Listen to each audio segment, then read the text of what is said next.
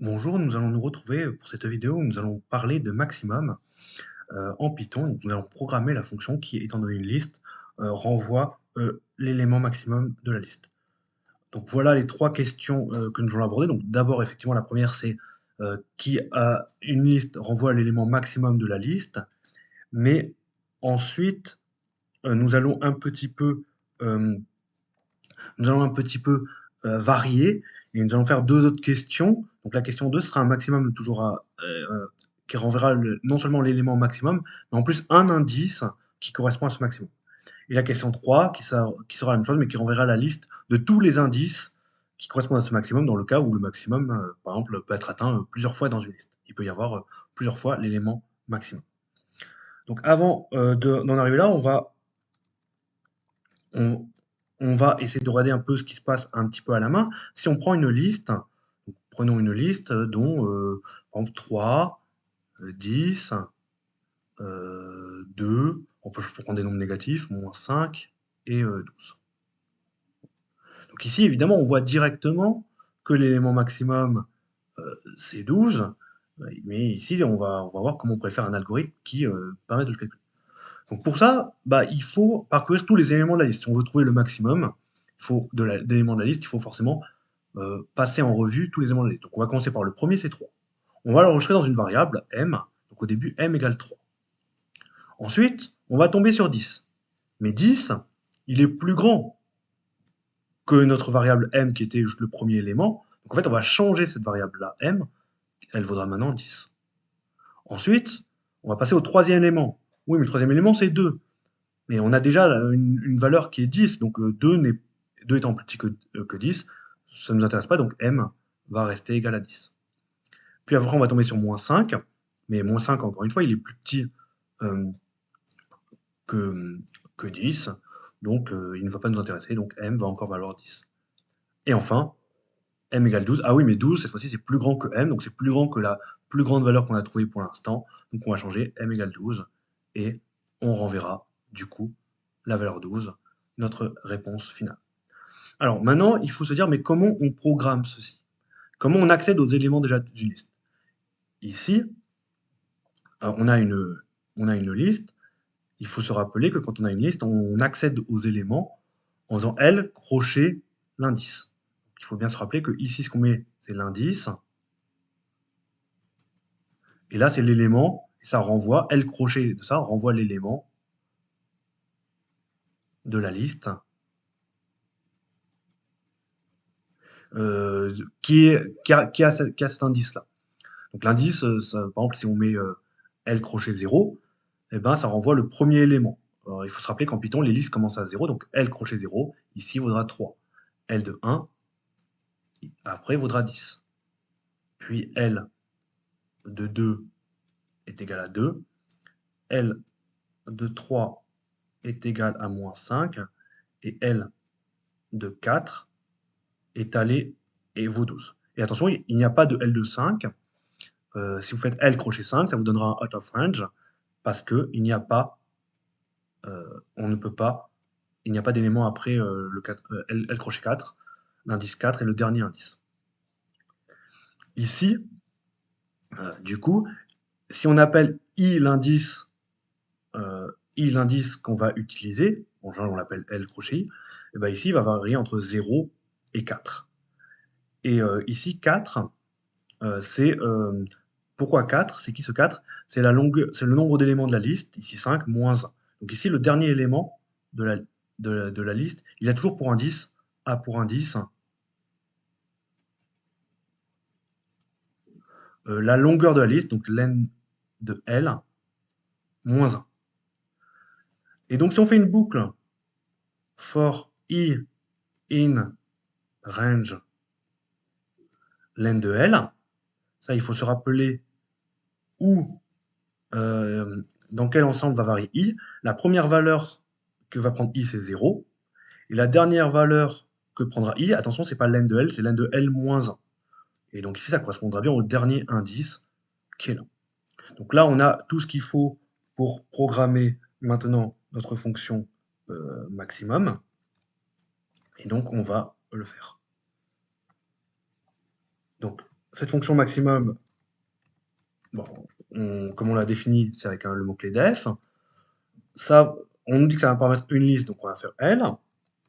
On se rappelle que on a dit qu'on partait de M, premier élément de la liste, L de 0.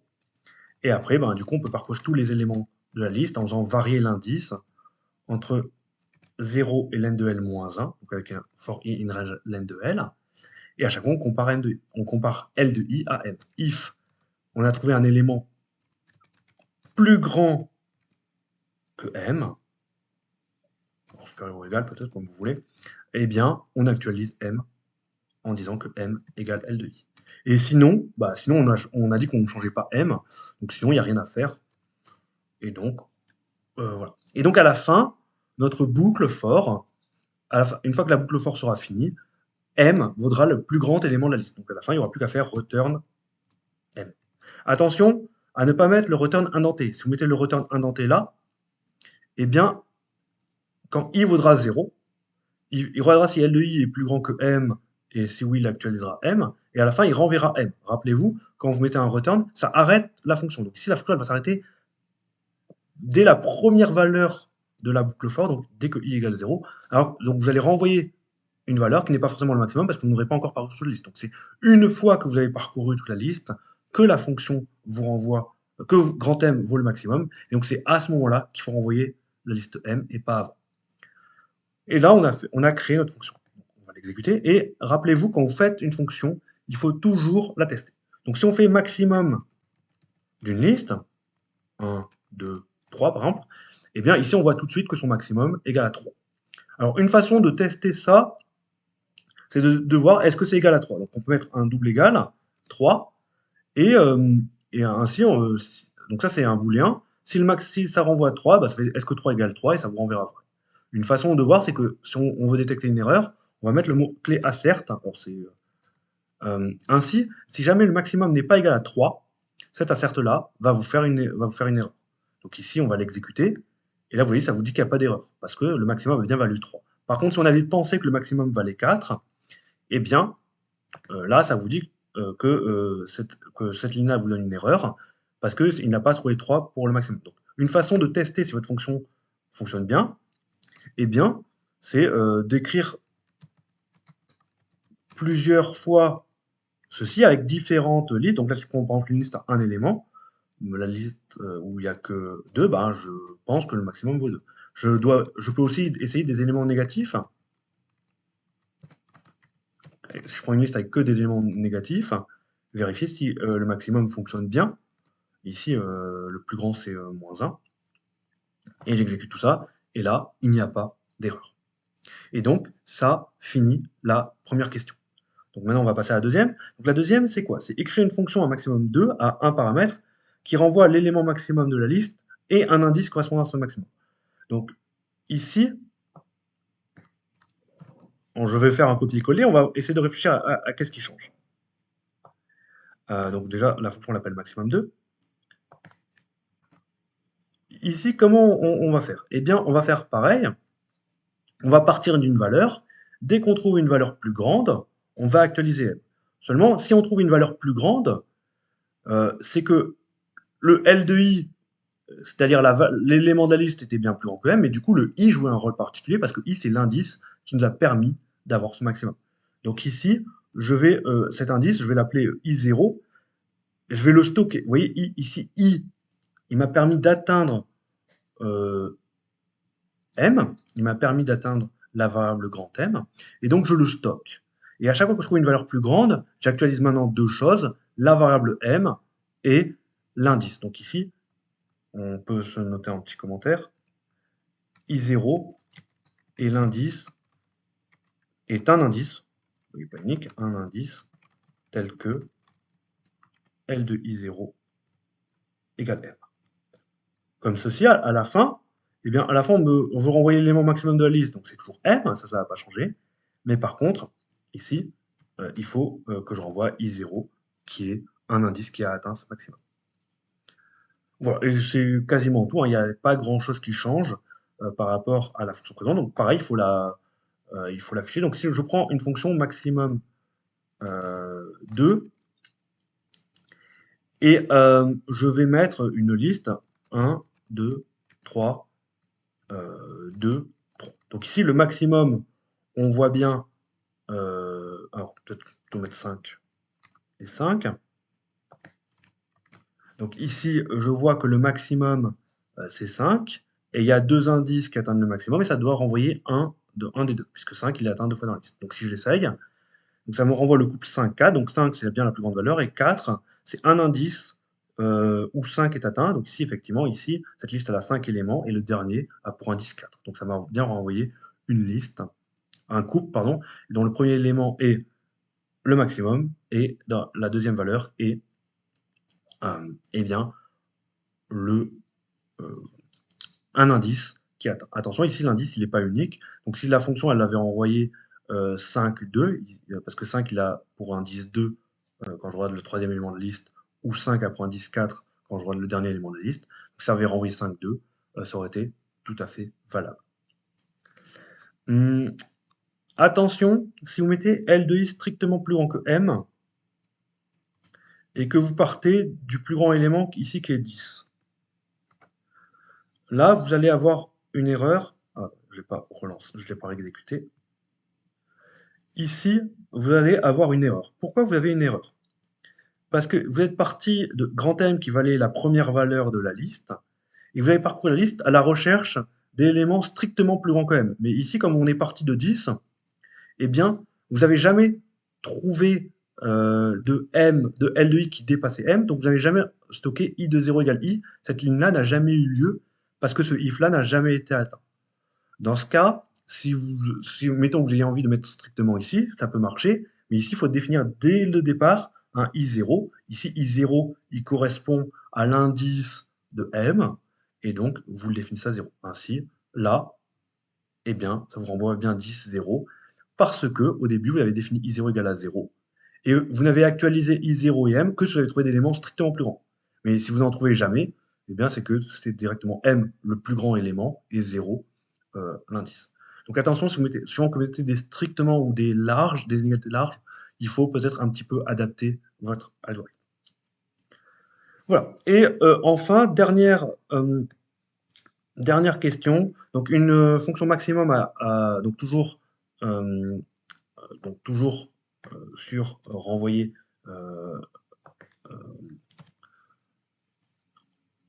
renvoyer le maximum, mais aussi la liste. Donc ici, on va partir un petit peu de la même idée. Au début, on va partir de m égale L de 0. Donc pour l'instant, ici, m c'est la plus grande valeur que j'ai trouvée. Et donc si je note euh, on va l'appeler indice, la liste, on va l'appeler liste indice peut-être, liste indice, alors ça va être la liste des indices où les maxima est atteint. Donc ici, m, sa première valeur, il est pour l'instant atteint que en 0. Donc la liste, elle vaut 0. Ensuite, comme tout à l'heure, on va parcourir tous les éléments de la liste. Si on trouve un L de I strictement plus grand que M, alors comme d'habitude, M va prendre la plus grande valeur, il faut aussi actualiser maintenant liste indice. Liste indice, ici, ça va être la liste des éléments qui ont atteint mon M, mais ici, M, il a été atteint que pour ce I-là, parce que c'est la première.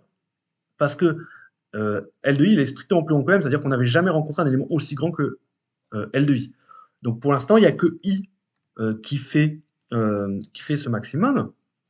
Mais il y a un deuxième cas qu'il faut maintenant prendre en compte, c'est si L de I il est égal à M. Alors dans ce cas, que se passe-t-il? Eh bien M, c'est toujours le maximum pour l'instant je l'ai trouvé, mais je l'ai atteint ce maximum avec un nouvel indice. Donc il faut que dans ma liste indice, qui contient peut-être un certain nombre d'éléments, je ne sais pas combien il y en a, il faut que je lui rajoute I. Donc ce que je vais faire, c'est liste indice.append I. Donc si on récapitule, je pars du premier élément de la liste. Pour l'instant, cet élément-là n'a été atteint que pour l'indice 0 parce que c'est le seul que j'ai parcouru. On fait parcourir I tous les indices de la liste possible. Si on trouve une valeur strictement plus grande, alors on actualise le maximum comme L de I. Et comme I est le seul élément qui atteint ce maximum I est le seul indice, alors liste indice est égale seulement à la liste crochet I, ou alors L de I est égal à M, donc on n'a pas trouvé une valeur plus grande, par contre on a trouvé un nouvel indice qui atteint ce maximum, et donc il faut le rajouter dans la liste des indices qui correspondent. Donc liste indice, on pourrait le mettre en commentaire, liste des indices qui atteignent M, qui ont pour liste des indices dont les éléments valent M. Et à la fin, du coup, il ne faut pas renvoyer que M le maximum, mais il faut renvoyer M et la liste des indices. Voilà, il faut tester ça, c'est ce qu'on va appeler maximum 3. Et donc, il faut la tester. Donc, si on la teste d'abord avec une liste où le maximum est atteint une unique fois, 1, 2, et mettons 4. Alors, ça nous renvoie 4, la plus grande valeur, et avec la liste 2, 2. Ah, là, ça nous dit que 4, il a été atteint 2 et 2. Et ça, c'est un peu bizarre, parce que du coup, il y a deux fois le même indice. Donc, il y a un truc qu'on a mal fait. Qu'est-ce qu'on a mal fait? Eh bien, ici, on a dit si L de I est strictement plus grand que M, on a actualisé le M et on a actualisé la liste des indices, mais après, on reteste s'il est égal à M, sauf qu'on a changé M. Donc, dès qu'on trouve un élément qui est plus grand, on actualise ici M par L de I, donc ce if-là est automatiquement vérifié. Donc, en fait, c'est pas un if qu'il faudrait mettre, c'est un elif. C'est-à-dire, ici, ce qu'on veut, c'est être dans deux cas différents, dans deux cas distincts. Ça, c'est on trouve K1 L de I est strictement plus grand que M. Donc ça, c'est la première chose qu'on va faire. Et la deuxième chose, le deuxième cas qu'on va regarder, K2, L de I est alors supérieur ou égal. Et là, on va mettre strictement. Mais on veut pas. Vous voyez, si vous êtes dans le cas 1, L de I est strictement plus grand que M, vous allez passer M égale L de I. Donc en fait, vous allez automatiquement vérifier le deuxième cas. Mais nous, on veut que ces cas soient disjoints. Donc pour dire que ces deux cas, qu'on veut que ces cas soient disjoints, on va mettre un if ici, et on va mettre un elif. Elif, c'est l'abréviation de else if, c'est-à-dire si L de I est strictement plus grand que M, alors on dit à l'ordinateur tu fais ça. Sinon, si jamais L de I égale à M, donc ça permet de faire en sorte qu'on ne puisse pas se retrouver dans le cas 1 et dans le cas 2, alors on rajoute les indices. Et là, du coup ça marche. Quand on prend la liste 1, 2, 4, le maximum c'est 4, et il est atteint, la liste des indices qui atteignent ce 4, c'est seulement 2, ici c'est parce qu'ici, rappelez-vous qu'on commence à 0, donc ça c'est L crochet 0, L crochet 1, L crochet 2. Donc maintenant, si on essaie de faire pareil, mais avec une liste qui est atteint, dont le maximum est atteint deux fois, donc mettons que je mette 4 en premier et en dernier, eh bien, là, ici, encore une fois, il y a un problème, c'est-à-dire 0 est atteint, 0 a été mis deux fois. Pourquoi? Eh bien, parce que au début, comme on a déjà mis 0, comme on est rentré dans ce elif là, eh bien on a rajouté 0 ici dès le départ là, et une deuxième fois là. Donc ici, on pourrait corriger le truc en partant de la liste vide ici. Ici, comme ça, 0 n'apparaît pas deux fois. Donc on récapitule. Au début, on part de M, la première valeur. Si jamais on rencontre une valeur strictement plus grande, alors on actualise M et on met liste indice seulement la liste avec que I, parce que I a été le seul élément qui atteint la liste. Sinon, ça veut dire qu'on a trouvé que L de I égale N, donc on a atteint le maximum pour ce I-là, et on l'ajoute à la liste d'indices. Comme on est parti de la liste vide, ici, 0 ne pourra jamais être rajouté deux fois. Et on n'a pas rajouté là, et ici, on pourra le rajouter qu'une seule fois dans la boucle for. Donc au moins ici, on a bien quelque chose de cohérent. Voilà, donc tout fonctionne bien, et donc cette vidéo s'achève. Au revoir.